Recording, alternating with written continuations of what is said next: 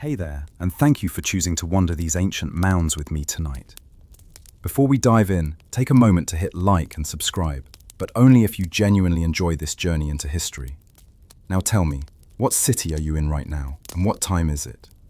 I'd love to imagine the exact room you're settling into as we explore Cahokia together.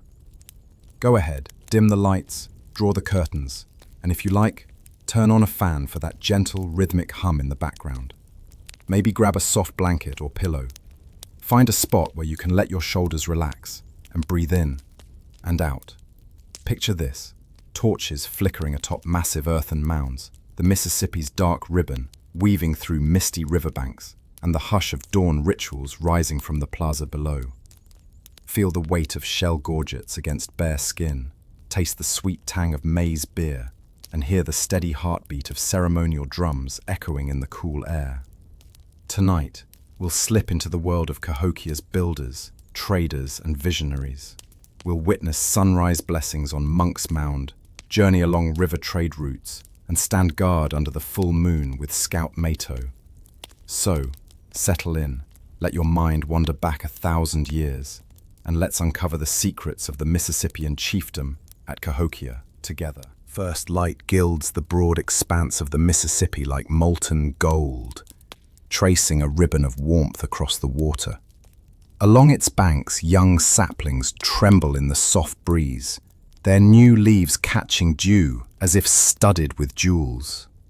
Fishermen in dugout canoes slip silently through morning mist, spears poised for catfish that sense the sun's approach.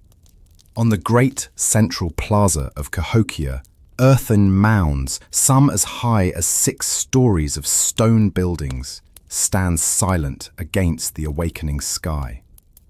Here, at this sacred heart, Chief Illiniwek emerges from his timber longhouse, his silhouette framed by rising smoke from communal hearths.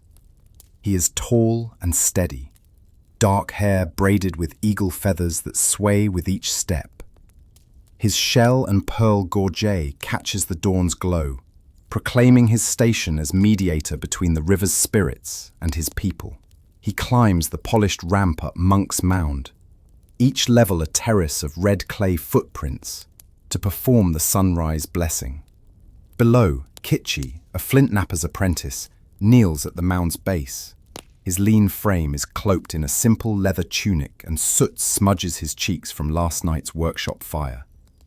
His fingers, nimble and precise, shape a new blade from glimmering chert. Each chip discarded with care, each strike keen with purpose. He pauses now to offer a silent prayer, a small shell charm pressed to his heart, seeking skill worthy of his forebears. As the sun crests the horizon, Chief Illiniwek raises his arms. Long Kazam, Kandi Long Kando. In a low, measured chant, he offers tobacco and cornmeal to Wakonda, the life-giving force of river and earth. His voice carries on the wind, reaching the distant palisade, where lookouts guard against strangers.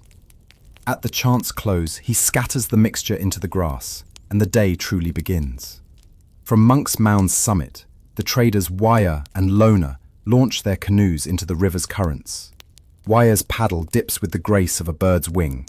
Lona, her basket heavy with shells and copper beads, watches the shoreline flash by, stands of hickory trees, tall reeds quivering, and families tending newly planted fields of maize.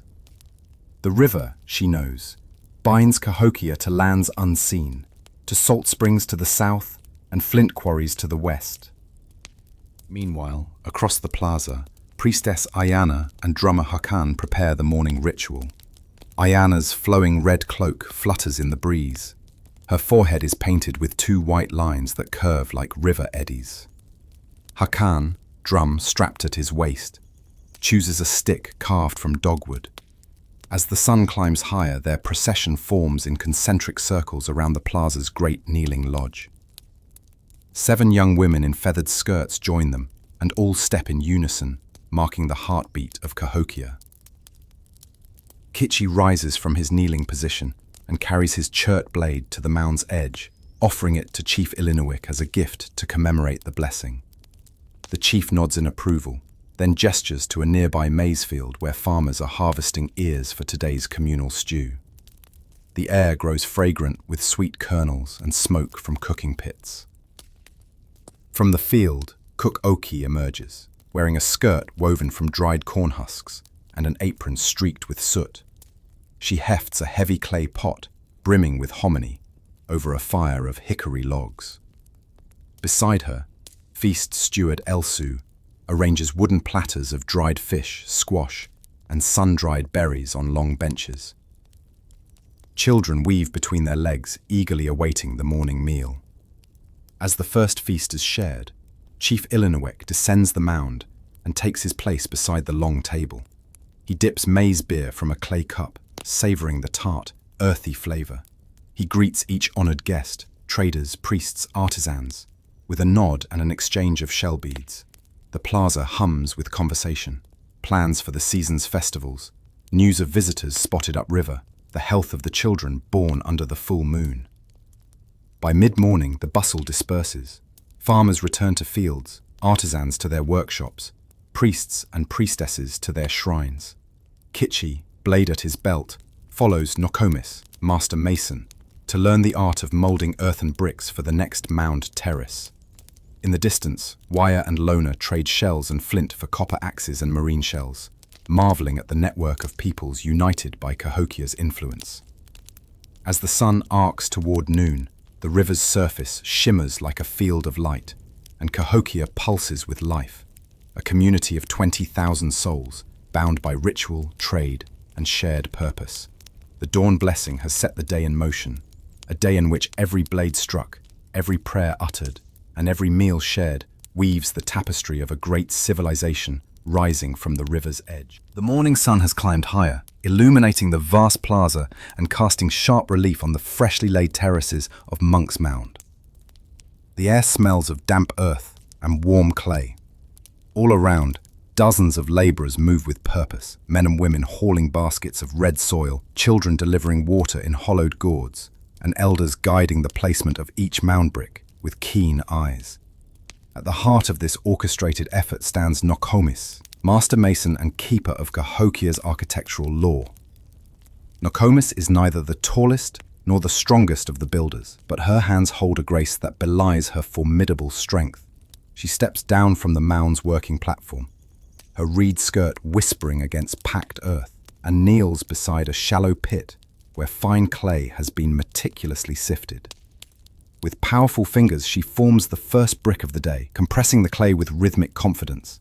Each brick is a testament to tradition, the same recipe, passed down through generations, the same measurements and mix of straw and grit that grant Cahokia's mounds their enduring form.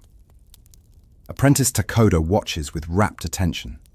Barefoot on the soft clay, he mimics her movements, even as blisters begin to form on his palms. His linen sash, dyed a pale ochre to mark his novice status, flutters as he leans forward to press his own clay mixture into a wooden mold. Nokomis glances up, gauges his attempt, and offers a small smile.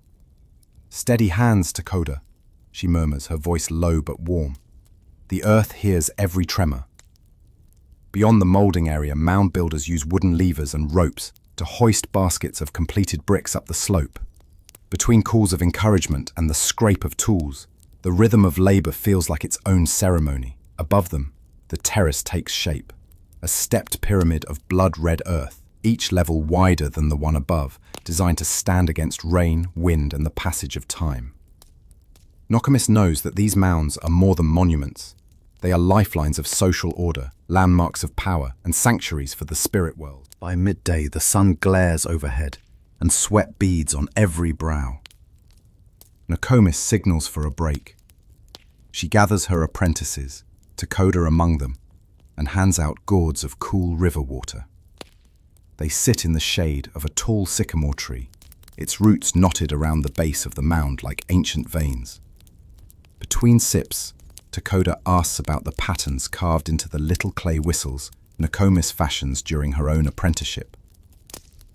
They're for the children in the spring festival, she explains, wiping her brow.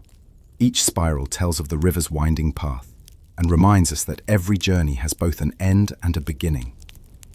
While they rest, Nokomis paints quick symbols on a fresh brick with a stick dipped in red ochre.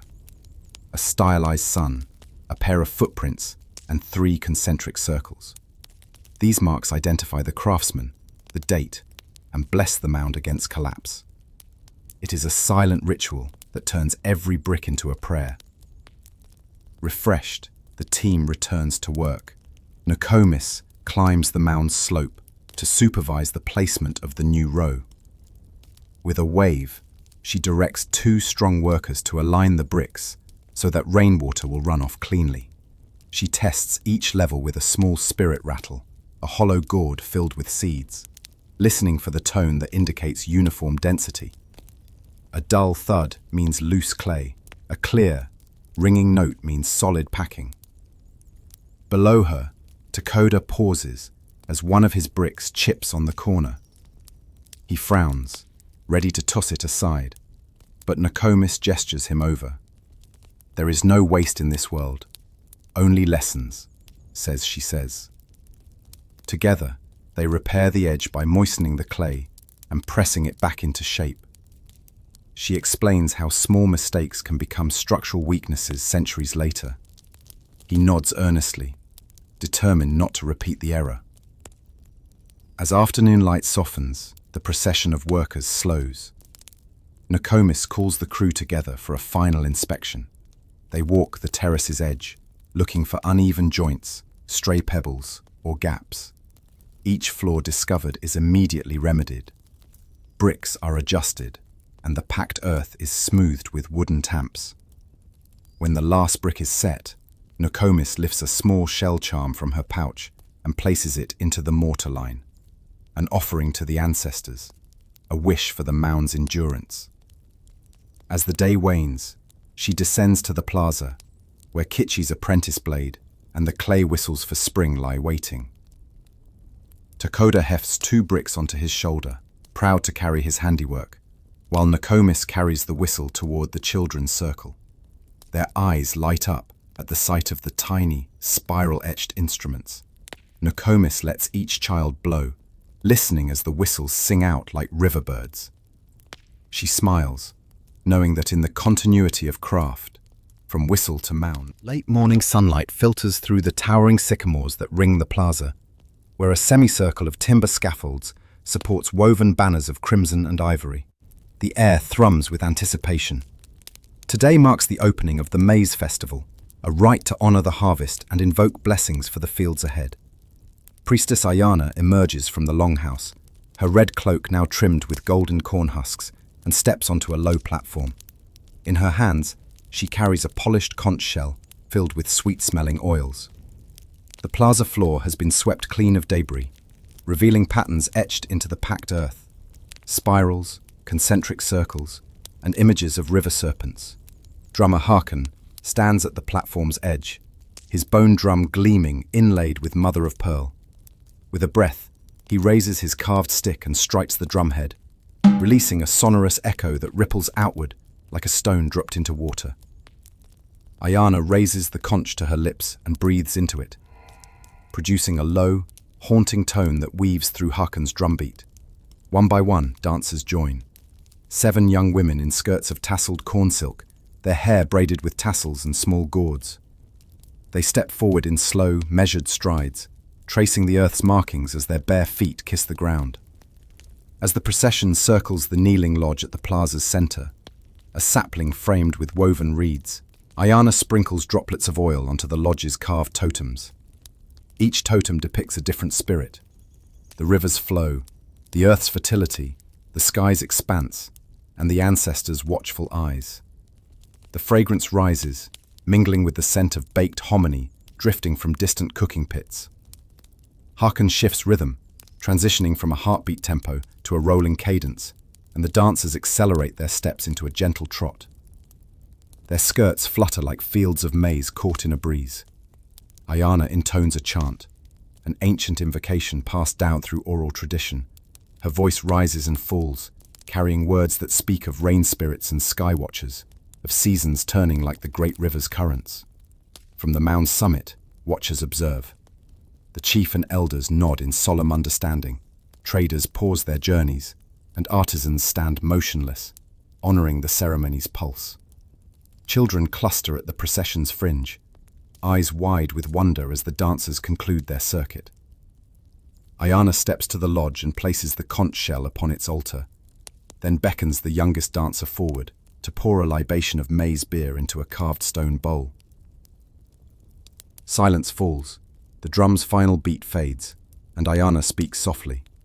May the maize grow tall as these mounds, may the river swell with life. A hush of reverent applause follows. Then the plaza transforms into a marketplace. Merchants lay out baskets of gourds and dried berries, cookfires flare, and the feast preparations begin. Merchant Lona, a canoe painted in spirals and sun motifs, offers seashell necklaces in exchange for freshwater pearls and obsidian blades. They greet each other with a clasp of forearms, a greeting among traders that seals respect and shared risk. Around them, dockhands unload baskets of flint, pigments, and smoked fish, stacking them neatly beside woven mats. Waya breathes deeply, inhales scents of cedar planks drying in the sun, and the faint aroma of pine resins used in boat sealing. She recalls her journey from the salt springs to the south, where her family harvested brine and bartered bowls of salt for maize and copper. Now, at Cahokia's hub, her wares will travel upriver, carried by river winds and the labor of paddlers who know these currents like kin. Nearby, Lona unfurls a length of copper beads strung on deer hide. The beads catch light, reflecting dancing patterns onto her companions. A group of artisans examines the beads, nodding in approval. They whisper of ceremonies that will use the copper to adorn headdresses for the winter solstice. As midday fades, Waya and Lona board a larger canoe bound upriver. Waya steers with precise strokes, reading the river's subtle shifts, the swirl of eddies and the flash of submerged logs. Lona arranges her shells on woven mats, securing each bundle to prevent shifting on the rough waters ahead. At a narrow bend, Waya raises her paddle in salute to a rival trader from the Illinois River who passes laden with dried gourds and woven mats. They exchange news, rumors of a drought to the east, and scouts noting unusual migrations of river birds, omens to watch. By late afternoon, they reach a sandbar where they pause to rest. Lona collects small, smooth pebbles and carves spiral patterns as tokens for her hosts. Waya gathers wild river mint and brews a fragrant tea. They share a quiet moment, the sun's glare softened by drifting clouds, the river's surface like liquid metal. As dusk nears, they paddle back toward Cahokia, lanterns prepared to guide them. The river's hush deepens, broken only by paddle dips and distant cries of waterfowl. Back on shore, they unload their goods under torchlight, trading again with local merchants and offering tales of their journey. Their wares secured, they join the evening ritual at the mound's base, a subtle reminder that trade and ceremony flow together, sustaining Cahokia's prominence. Cook Oki stands at the largest pit, her skirt woven from dried corn husks, swaying as she stirs a bubbling cauldron of hominy stew. The scent of roasted squash and smoked fish mingles in the hot air. With practiced ease, she adds dried berries and sprigs of river mint, balancing flavors that promise sweet, savory, and aromatic notes. Feast steward Elsu oversees distribution. Tall and authoritative, he carries wooden platters laden with earthenware bowls of stew to villagers seated on woven mats. His braided hair glistens with cornmeal paste, a mark of his honored role. Each guest receives a cup of maize beer frothing at the rim, a heady brew fermented with wild yeasts. Nearby, children dance between tables, carrying small baskets of roasted chestnuts and sunflower seeds. Their laughing peals like bells, and elders smile, nodding approval. Trader Waya and merchant Lona take seats at a specially reserved table for guests of honor. They sample Oki's stew, exchanging impressed glances. As the meal progresses, Priestess Ayana emerges to offer thanks. She raises a carved wooden bowl of hominy to the sky and pours its contents into the earth soil at the lodge's base. The crowd bows their heads, and a hush settles. Then Hakan's drum sounds, soft at first, then building to a celebratory beat that signals the feast's next stage, the sharing of stories and the recitation of ancestral tales. Elder Nita stands to tell the story of the first maize planting, her silver-streaked hair catching light. She weaves a tale of earth-dwelling spirits who gifted the people with kernels of gold. As she speaks, a group of young sculptors works nearby, molding clay figurines representing the spirits that will be placed in upcoming mound burials. Mid-afternoon sun bathes the plaza in warm light.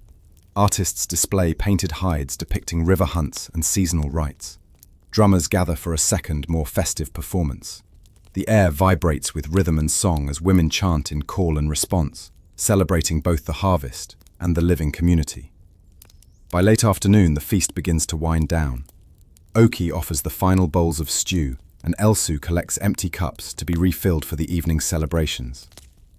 The plaza, once bustling, now retains only the echoes of laughter, the smouldering embers of cooking pits, and the distant sound of paddles cutting water as traders prepare to depart. Sani, her young apprentice, trails behind, clutching a small wicker basket.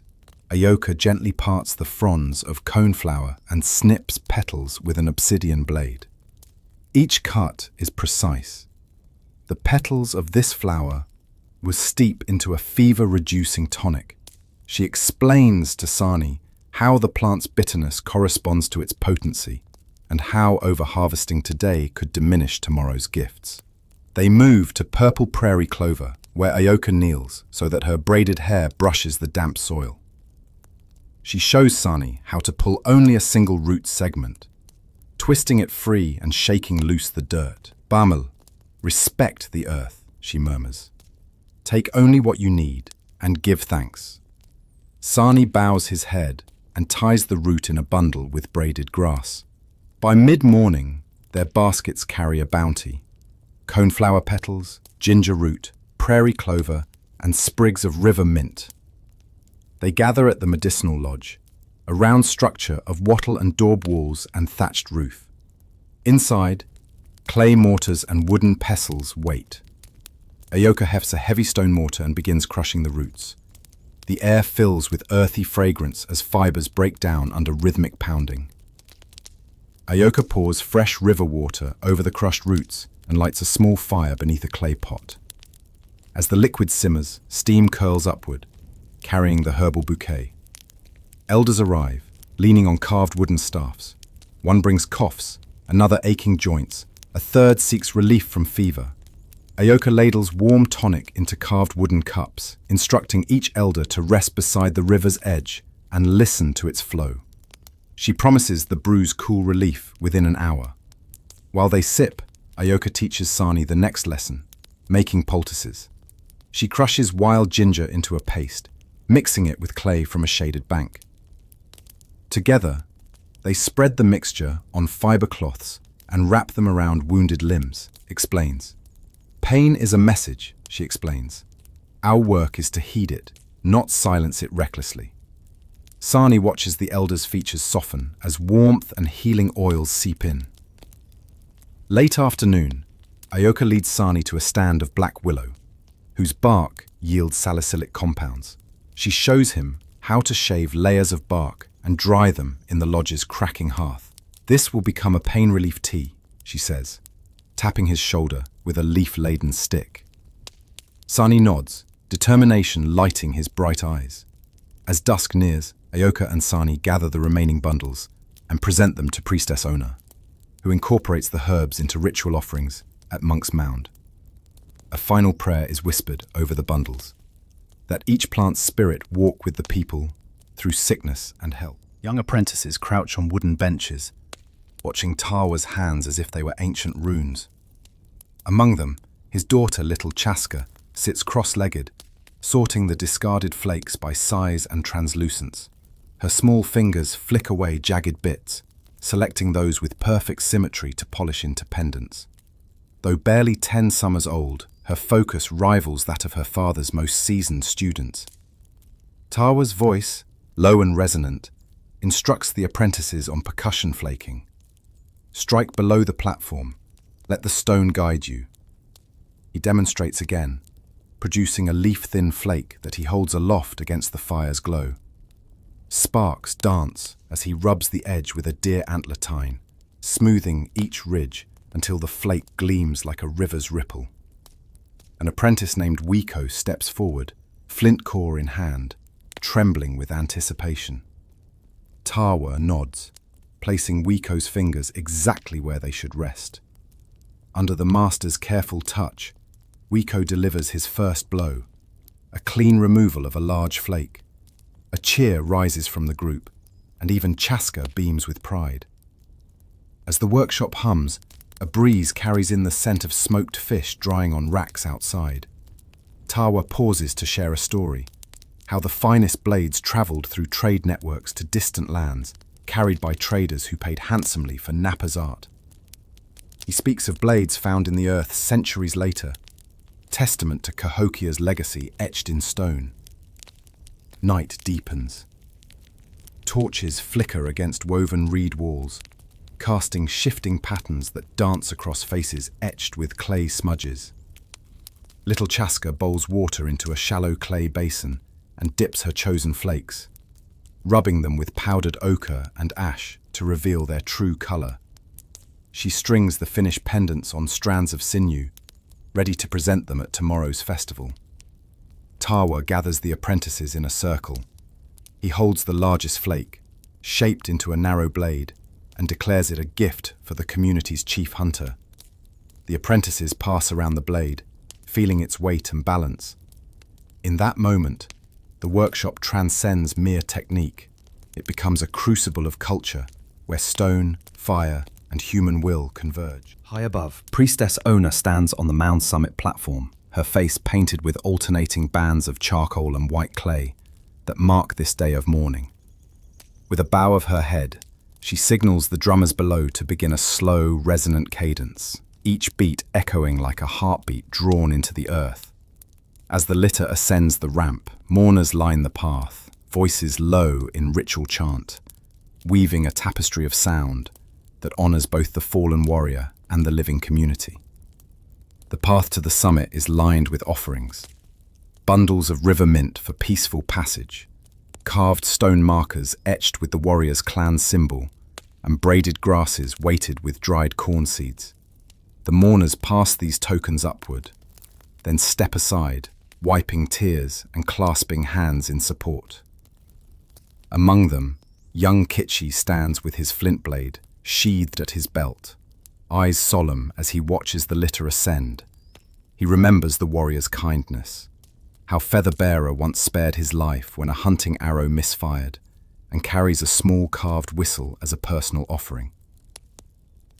At the summit, Ona lifts the fallen warrior's head gently, revealing Featherbearer's intricate face painting, red ochre stripes symbolizing valor, and a single black line for the tears of the river goddess.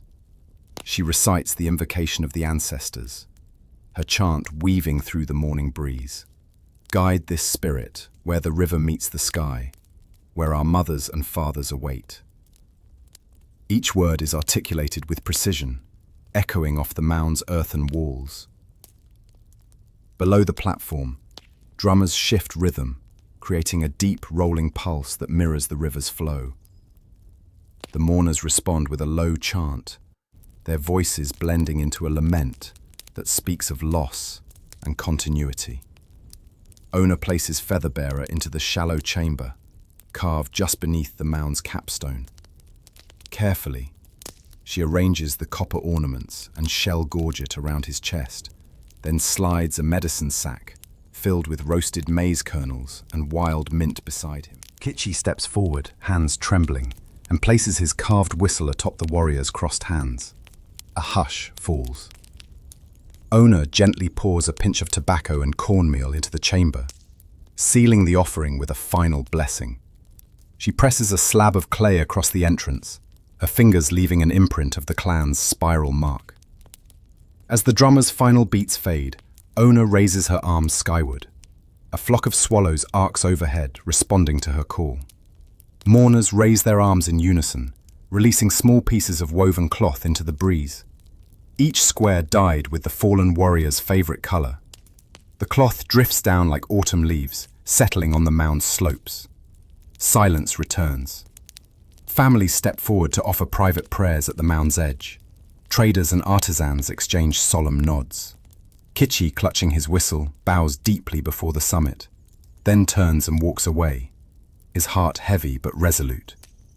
By mid-morning, the chamber's entrance is hidden beneath fresh clay and earth. The platform stands quiet, but for the rising sun's warmth. Priestess Ona remains at the summit, her gaze fixed on the horizon as she invites the spirit's journey. In this sacred moment, the mound itself becomes a bridge between life and the realm of ancestors, ensuring that Featherbearer's legacy endures in every sunrise that follows. Matto halts at the Eastern Gate Tower, where Sentry Lona keeps watch over the river beyond. She leans against a piling of sharpened stakes, her keen eyes reflecting moonlight as she scans the far shore. The Mississippi flows silently, a ribbon of liquid glass, and the faint silhouette of a canoe drifts toward the south bend. Lona signals quietly, 2 taps on her wooden staff, and Matto lifts his bow, knocking an arrow as he peers through the night. They descend to the ground level, moving between guard towers where chefs and farmers alike volunteer for watch duty. Matto greets each sentinel by name, exchanging brief reports. "No drifting logs at Tower 3, he whispers. "Wolf tracks near the north post." Each observation is recorded in his memory to be relayed at Dawn's council. At the northwest corner, Matto finds Scout Kitchi, newly trained and nervous, perched atop a narrow walkway above the palisade wall. A soft breeze ruffles Kitchi's cloak. "The river speaks tonight," Kitchi murmurs, pointing to ripples in the water where fish rise for moths. Matto smiles, offering reassurance, and all voices within are silent and safe. Together they watch the dark water, listening to the hush of nocturnal life. Later, at the southern gate, Matto encounters Elder Sika, tending the brazier fire. Sika crushes dried river mint between his fingers, sending a soothing aroma into the air.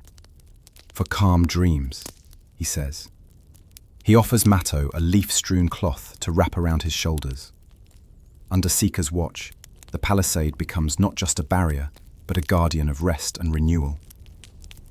Hours pass in measured vigilance until the eastern tower's horn sounds, a low, mournful call announcing the final watch shift. Matto and Lona return to the ramparts, shoulders easing from tension. With a nod, they exchange the traditional safe passage gesture, a carved shell bead touched to the heart. As dawn blushes the horizon, Matto makes one final circuit. He pauses at the central gate, where faint lantern light reveals the first stirring of early risers. The palisade has held. No cry of alarm broke the peace. Matto cups his hands and hollers a brisk challenge to confirm all is well. A chorus of voices responds low and steady, affirming the night's shared duty. By the time the sun's gold spills across the plaza, Scout Matto descends the ramp, bow slung over his shoulder. His cloak, once drawn tight against night's chill, billows open to the warmth of a new day.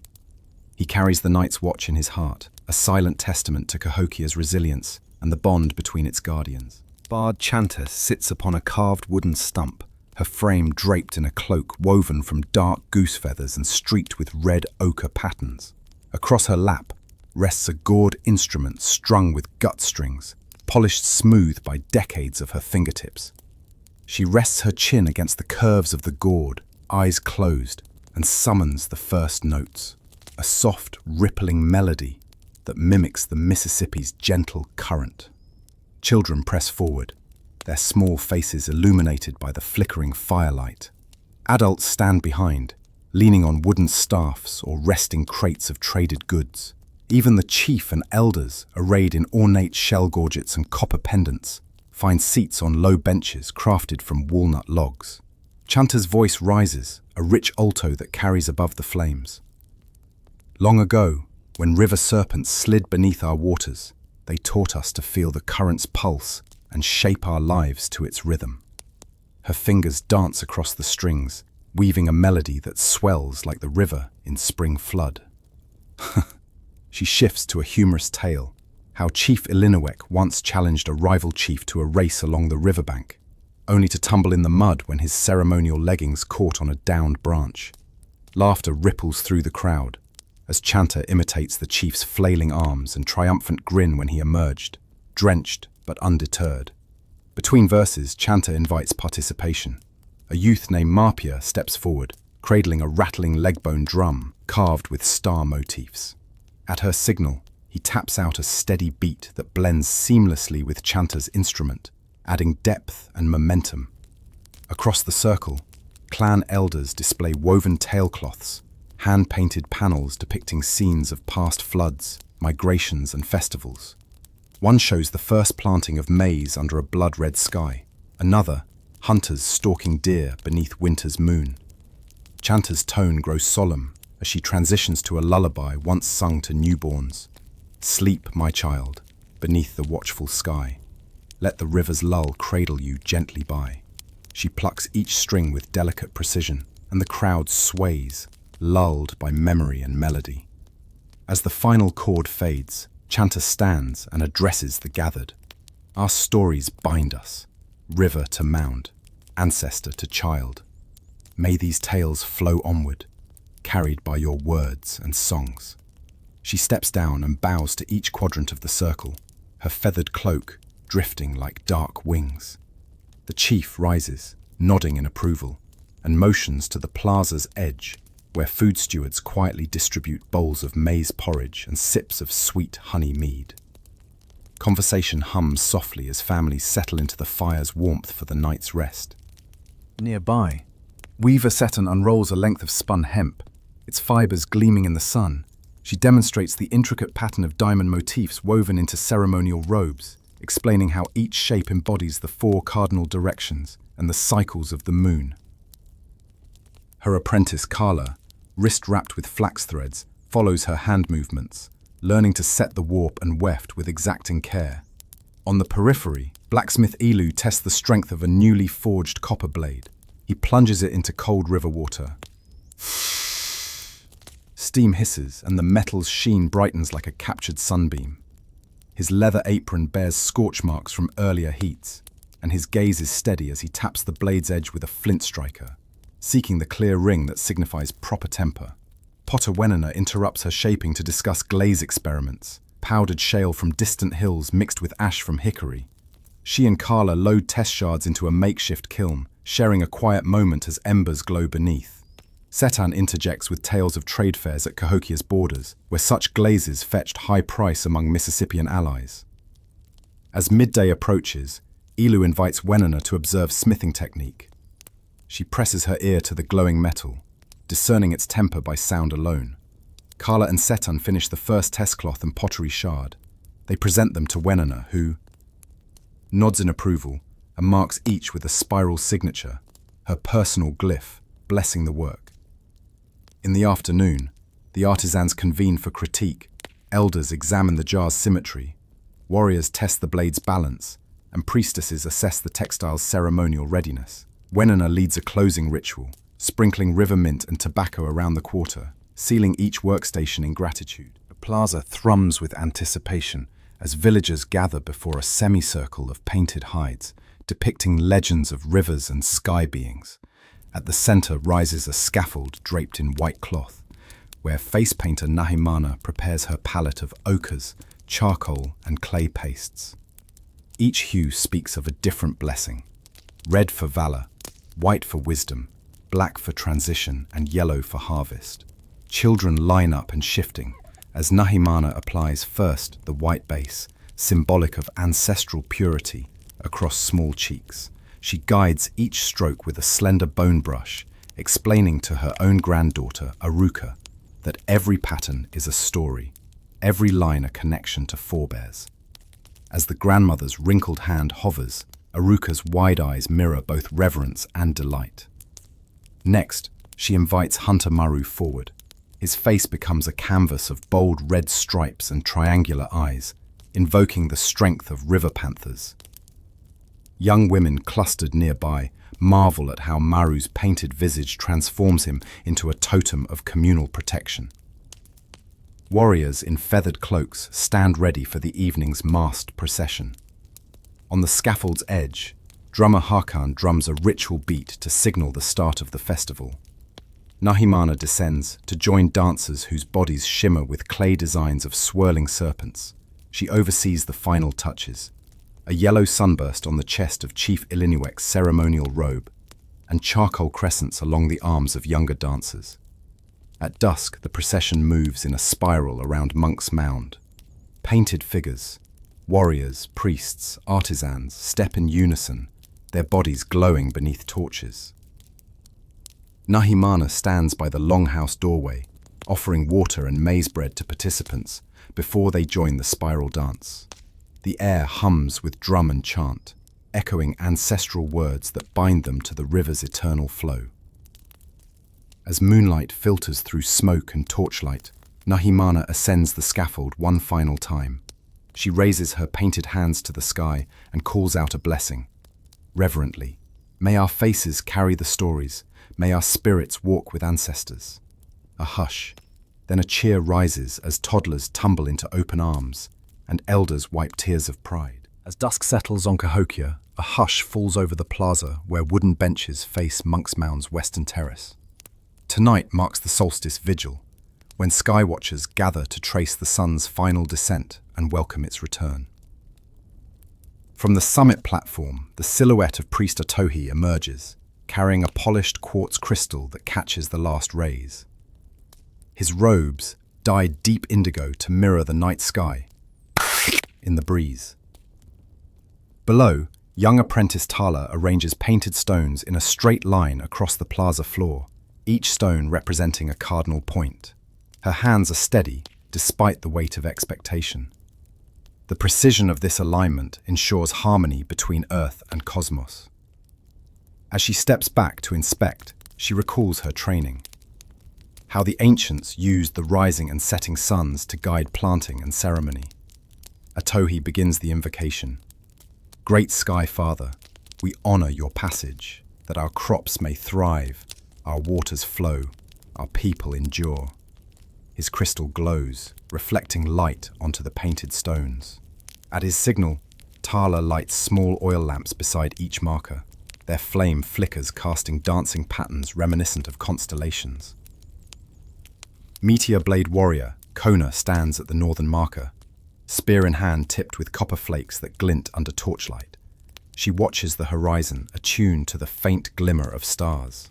Nearby, Navigator Peta holds a birch bark scroll inscribed with star charts, symbols denoting the Pleiades cluster, the winter's promise. As the sun dips below the horizon, a crimson band stretches across the sky.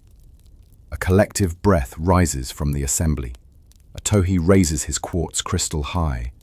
In that moment, a single swallow arcs over the mound, its wings catching firelight. The wingspan is taken as an auspicious sign. The cycle of seasons will continue unbroken. Spectators murmur prayers as Kona strikes her spear against a stone drum, initiating a slow, resonant rhythm.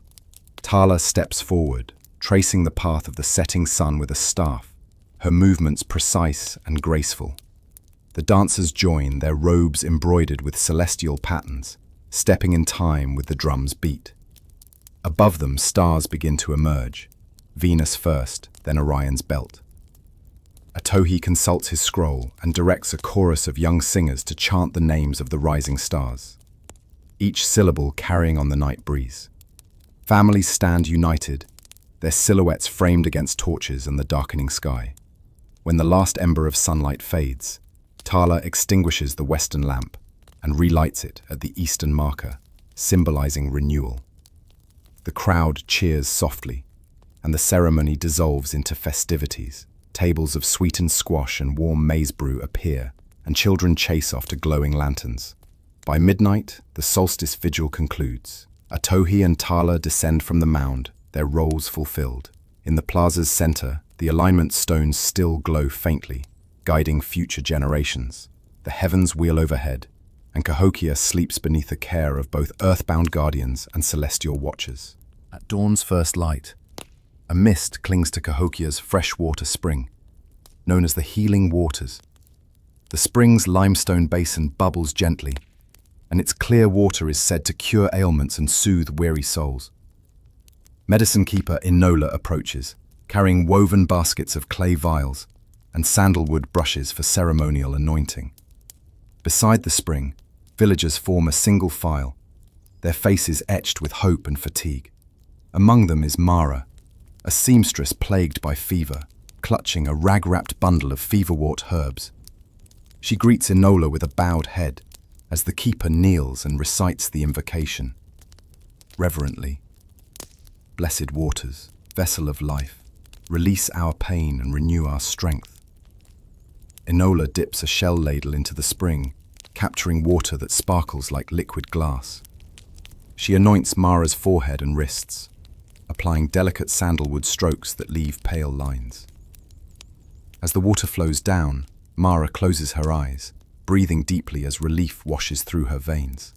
Nearby, herbalist Ayoka from Chapter 6 arrives with a tray of infused poultice pastes, combinations of river mint, black willow bark and coneflower. She applies the warm poultice to a labourer's aching shoulders, massaging in slow, deliberate circles. The worker winces at first, then sighs as tension ebbs. Inola stands to greet the morning sun, her kirtle of blue-dyed fibres shimmering. She gestures to the spring's outflow channel, where Scout Matto collects water for evening watch rituals. Matto's dark cloak billows as he kneels, filling a horn container etched with healing runes.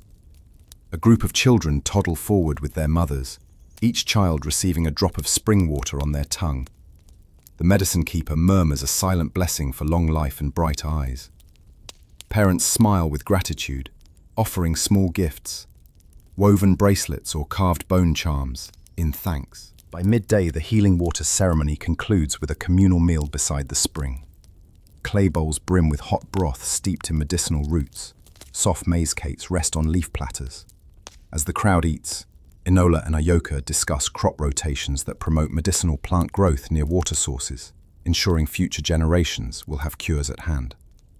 When the sun is high, Inola collects empty vials and offers them to the community for reuse. She inspects each for cracks and rebakes them in a small charcoal hearth to purify the clay. Her hands move with practiced care, preserving both the vessels and the tradition they carry. As afternoon shadows stretch, the spring's flow slows to a gentle trickle. Inola and Ayoka gather curly willow branches to weave markers identifying newly planted medicinal plots. With a final prayer, they place the markers and sprinkle spring water over the young shoots. The healing waters shimmer in the golden light, a constant source of renewal. Thoughtful, Inola pauses at the spring's edge, touching her palm to its surface. In its reflection, she sees the faces of her people, healed, hopeful, and connected to the land's deep gifts. Mid-morning sunlight filters through the woven canopy of the council house, a circular log structure at the heart of Cahokia. Elders gather around a low stone council table, each seated on a carved wooden stool decorated with clan symbols. The air hums with quiet deliberation, punctuated by the rustle of feathered fans and the faint clink of shell tokens placed on the table. Chief Ilinowek presides, his eagle-feathered headdress resting on a cedar stand beside him. His shell gorget catches the light as he leans forward, listening to Priestess Ayana, whose voice is calm but firm, as she recounts recent omens observed during the dawn blessing. She describes the river's unusual clarity, an auspicious sign, and notes the synchronized song of waterfowl as a message of unity. Across the table, Merchant Lona unfolds a map etched on birch bark, tracing the great river routes and marking new trading opportunities near the salt springs. Weaver Satan adds her voice, cautioning that any expansion must respect sacred groves where medicinal roots grow.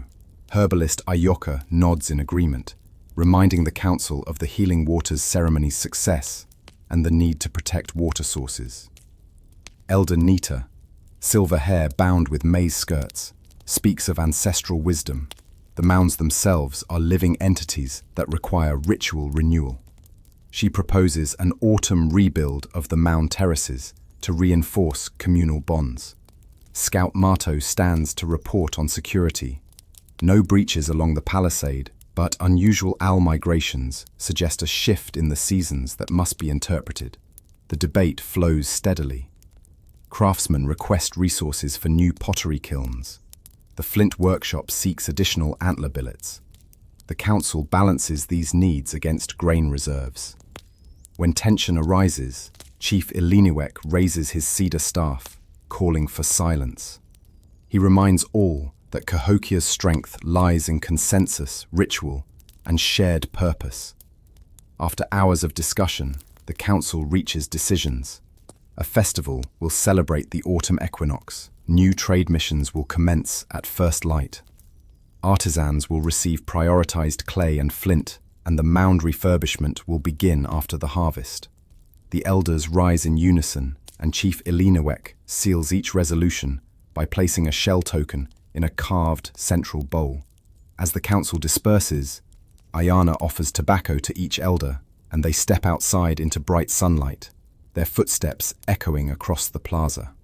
Kona, the meteor blade warrior, strides forward to relay orders to the palisade guards.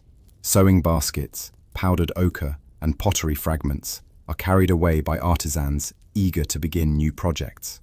Cohesion restored, Cahokia thrives on the wisdom distilled in the council house. Late summer winds rustle through the tall grasses surrounding Cahokia as traders and villagers prepare for the Great Migration, an annual journey to the Bluffs gathering place upriver. Families pack woven baskets with dried fish, smoked meat, maize cakes, and pottery jars filled with hominy soup. Canoes are meticulously inspected, paddles greased with pine resin, and trading goods stacked for the voyage. Trader Wire organizes her party, checking straps on each satchel and securing her satchel of salt from the Southern Springs. She spots young Kitchi among the group, stepping into a canoe for the first time. He holds his carved whistle, and a calculated excitement glints in his soot-smudged face. Lona approaches to offer guidance. She shows him how to brace his feet against the hull for stability. As dawn breaks, the flotilla sets off. Each canoe carries families of different clans, potters and weavers, herbalists and smiths, fishers and hunters. Drummer Hakan leads the send-off with a steady beat on his bone drum, while Priestess Ona sprinkles river water across the bow of each vessel for safe passage. The river's current sweeps them toward distant cliffs, where the bluff's mixed woodland offers summer hunting and seasonal markets. Along the way, they pass fishing weirs and salt licks, greeting allied villages with waves and calls. Scouts paddle ahead to scout for submerged hazards. They retrieve sun-bleached logs and warn canoes to steer clear. Midday, they land on a sandy shore to rest. A communal meal is shared: venison jerky, wild grape grog, and corn pone. Elders recount tales of migrations past, of floods that reshaped riverbanks and storms that tested communal resilience. Children chase dragonflies among wildflowers, and artisans barter pottery for woven baskets with neighboring travelers. As afternoon light dims, the flotilla continues. Wire negotiates trade of salt for black walnuts and river pearls at a mid-journey market near Muddy Point. Kitchi practices knot tying under Lona's watchful eye, learning essential canoe lashing techniques. Hakan's drumbeat maintains the flotilla's rhythm, ensuring synchronization. By dusk, they reach the bluff's high bank. Fires are lit, smoke curling skyward to signal arrival. Families unload canoes and pitch woven lodges. At the bluff's summit, a grand pavilion awaits, woven reed mats and flags fluttering in the wind. The Great Migration's markets and celebrations will commence after nocturnal council. But for now, tired travelers rest under a canopy of stars, cradled by the river's lullaby. At twilight, Cahokia's main plaza transforms under a canopy of floating lanterns set adrift on braided river reeds. Villagers, clad in robes dyed deep blue with indigo, gather at the water's edge to honor the river's spirit. Priestess Ayana and Scout Matto wade into the shallow current, placing lanterns that glow with embedded river pearls and flickering oil lamps inside hollowed gourds. Children, as they launch miniature reed boats when the current gently carries them downstream. Elder Nita begins the invocation. Spirit of the river, guide our light and carry our hopes. Her voice carries over the murmuring water. A hush follows, broken only by the soft splash of gourds touching water and the distant beat of Huckan's drum from the mound summit. Trader Wire moves among the crowd, offering sweet corn cakes and river mint tea.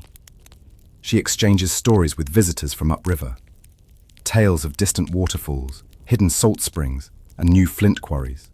Lona, standing beside her, sketches in the sand the paths of trade winds that have brought goods to Cahokia for generations. As the moon rises, the lanterns drift in shimmering procession. Tala and Peter, the apprentices of alignment, step into decorated canoes, guiding the luminescent flotilla toward the palisade gate. Their movements are synchronized to a chant led by a chorus of young singers, whose voices echo off the mound's earthen walls. At the river's bend, Connor raises her spear, carving a path through the cluster of lights. The crowd cheers as the lanterns pass under the arch of the mound's first terrace, symbolizing safe passage between worlds. Children on shore hold hands and form a circle, dancing in time with the drum's steady cadence.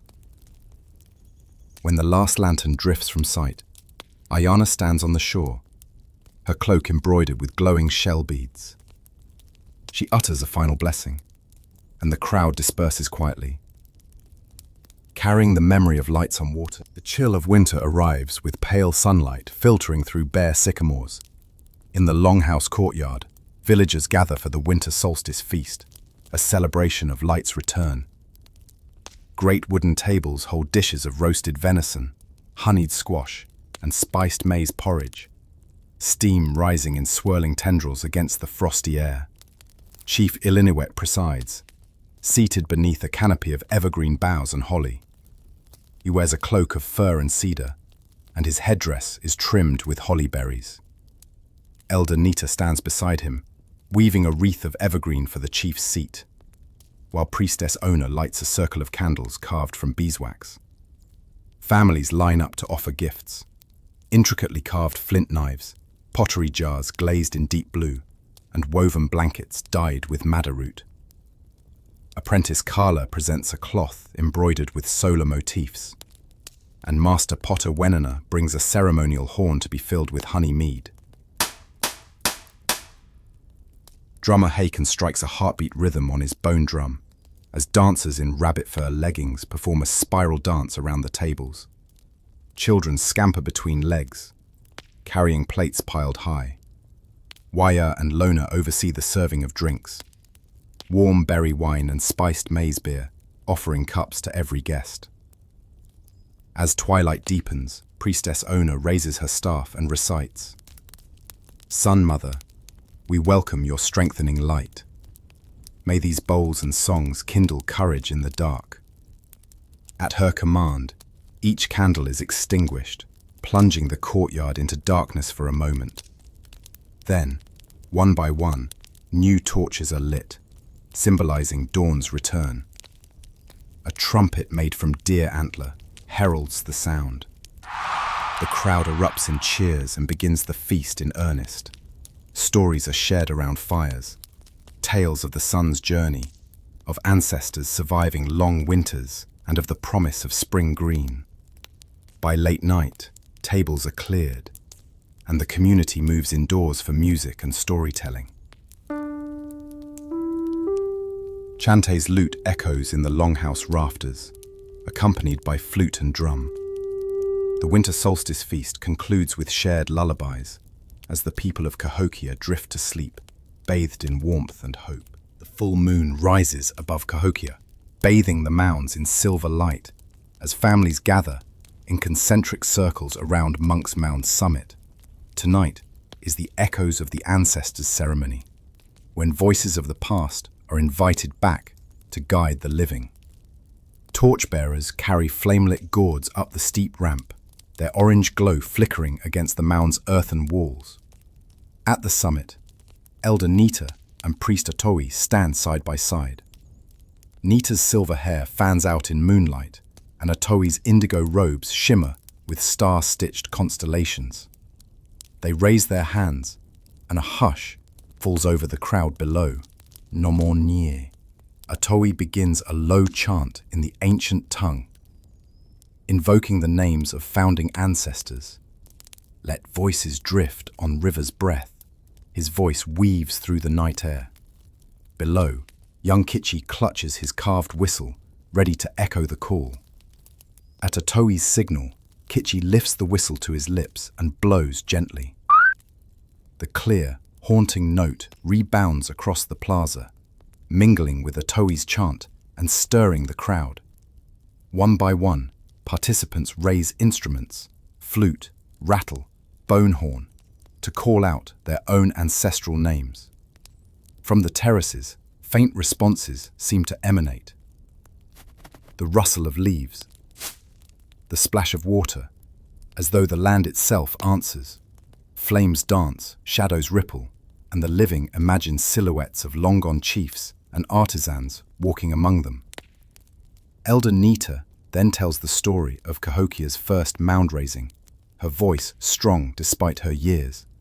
She speaks of giants of earth, of prayers carved in clay, of unity forged in soil. Young apprentices light additional torches around the summit, and the ceremony becomes a living tapestry of word, flame, and memory. As the chant crescendos, children release feathered lanterns into the sky, their plumes drifting upward like ancestral spirits returning home. The lanterns ascend past the mound's peak, then drift back to earth, guiding the community in the cycle of life and legacy. When the final chant fades, Atoi pours a libation of maize beer into a carved stone basin, and Nita scatters river mint as a blessing. The crowd bows, and then applause rings like gentle thunder through the cool night. Soft twilight settles over the earthen mounds as the community gathers for a final moment of reflection. The torches around Monks Mound's base glow gently, and families sit on woven mats, sharing quiet conversation. The harvest labors are complete, the ceremonies observed, and now the people come together in peaceful communion. At the summit, Elder Nita and Scout Mato stand watch over the plaza. Nita's voice rises in a low invocation. May our deeds be carried in the earth. May our hearts beat with its drum.